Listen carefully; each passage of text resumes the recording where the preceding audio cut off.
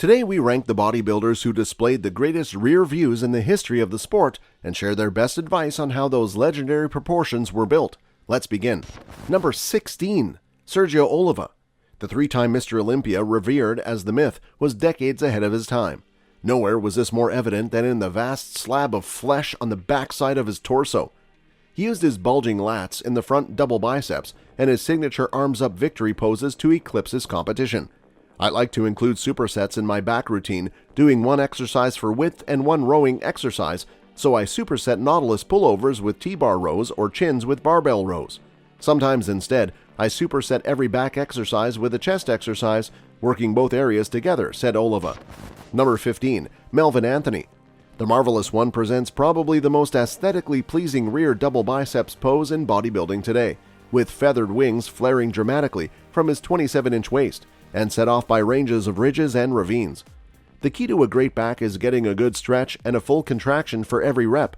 You need to feel the lats being fully stretched out at the start of each rep of an exercise like pulldowns or dumbbell rows, and then you need to feel the muscles of the middle back tensed as much as you can at the contraction.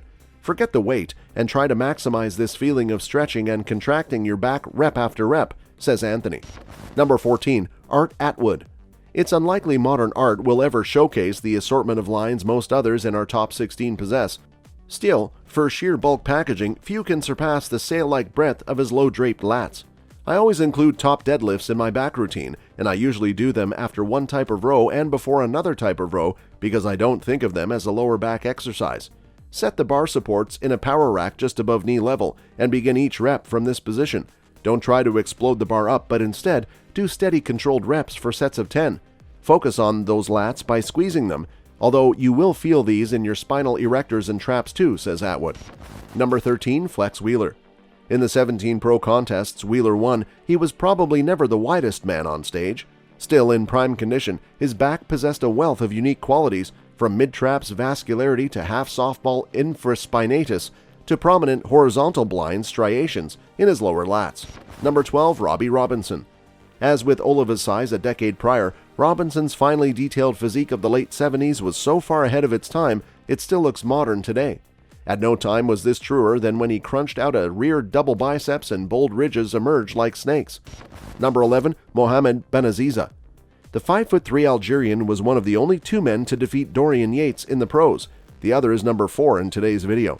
And Momo did so at the 1990 Night of Champions with back separation that ushered in a new era of glutes to delts details. I prefer to keep my reps for back exercises in the 15 to 20 range.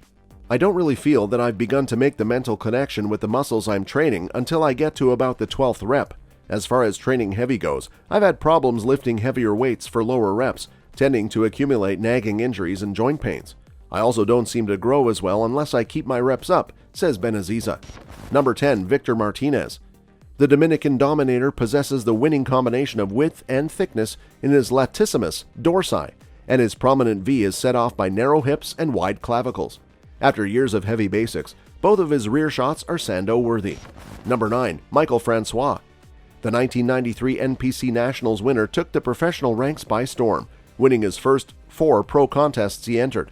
His back was a strong point, visually and physically, as the pillars of flesh that ran from his glutes to his neck were in part the result of deadlifting more than 700 pounds. Deadlifts give you a rugged look along your spine you just can't get any other way. I feel like I can always spot bodybuilders who deadlift because they have an extra level of thickness in their middle back. I often do deadlifts last in my back workout because I'm using them to gain mass, not strength, and by then, the rows and pulldowns have pre-exhausted my upper back, said Francois. Number 8. SAMIR BANNOUT. The 1983 Mr. Olympia wasn't the first bodybuilder to display a Christmas tree, branch-like spinal erector striations framed in a triangular shape by inner-lower lats, but he popularized the term with a new level of rear torso delineations. The Lion of Lebanon's back was like a relief map of hilly terrain. Number 7. Jean-Pierre Fuchs. Switzerland's wunderkind had a back in the Yates mold, though not as low-hanging. Rugged, expansive, and deep from every angle. Topped by 2 of bodybuilding's longest clavicles, Fuchs's lats spread to resemble drapes in front of a wide window, if drapes were made of cement. Number 6. Jay Cutler. The saying goes, he who has the best back wins the Sando, and the last 2 years, Cutler had the fullest rear torso on the Olympic stage. The The current Mr. O lacked the fine detailing of others, but his immense wingspan in the rear lat spread distinguished him from O challengers in back-to-back comparisons. After I went back to the basic barbell and dumbbell exercises in 2005, I got my back to that Mr. Olympia level. I was always wide, but movements like barbell rows, one-arm dumbbell rows, deadlifts, and T-bar rows really brought out the thickness in the lats and the middle back. You just can't get away from the free weight basics if you want to maximize back size, said Cutler. Number 5. FRANCO COLUMBU. Width frequently responds to height, but at 5'5", COLUMBU was broader than even bodybuilders who towered over him, and at his peak he likely never lost a back pose. In addition to his wideness, his lats, traps, and spinal erectors were remarkably dense, due in part to his powerlifting background. Weighing around 200 pounds, the Sardinian strongman reportedly deadlifted more than 700. The best way to strengthen the lower back is to use a variety of heavy bending over exercises. Right at the top of the list is the deadlift.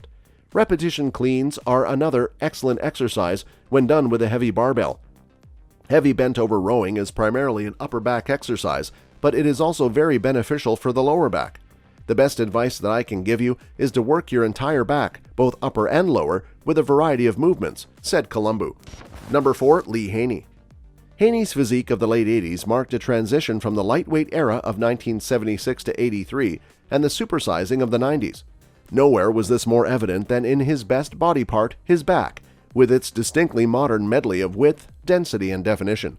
The 8-time Mr. Olympia's low lats swelled out so far they overwhelmed challengers in even the front double biceps and front lat spread. Number 3. Joel Stubbs. When, after his pro debut, we put a then-unknown airline pilot on our December 2005 cover with the provocative question, "Best back ever?" many balked at the alleged heresy of even asking. The bodybuilding community has now caught on to what we first saw. Stubbs doesn't possess the thickness in his rear double biceps shot that the two men ranked above him had in their prime. However, the 6'3" walking wall has bodybuilding's all-time broadest back and perhaps its most phenomenal pose when he unfurls his rear lat spread. I like doing chins first and with different grips because this really warms up the various back muscles and stretches them out. When I change my hand positions, I feel different muscles working in different ways. I feel more of my upper lats and rear delts working with the wide forward overhand grip. With the hammer, I feel more of the traps tying into the rhomboid area. With the reverse grip, I feel more of my rhomboids and the lower part of my lats, said Stubbs. Number 2. Dorian Yates. The supersizing that Haney preceded was best personified in the man who followed him as Mr. Olympia.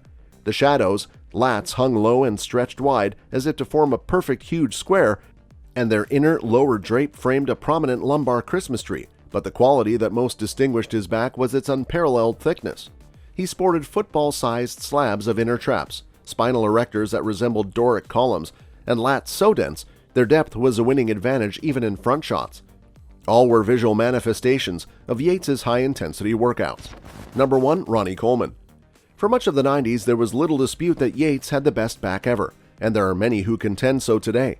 Now there is a debate, for during the first years of his Olympia reign, Coleman also displayed low-lying, ultra-wide lats, but whereas Yates had more grainy ruggedness, Coleman had more feathered refinements. The moments just before he hit his rear lat spread and rear double biceps were contest highlights, as ridges and knots roamed and stripes and crevices emerged, morphing his back into a new and spectacular landscape each time he moved his arms. At his best, his back was like a great symphony orchestra, big and booming, sometimes overwhelming, and yet each finely tuned part played its role precisely. That's all for this video, folks. See you another time.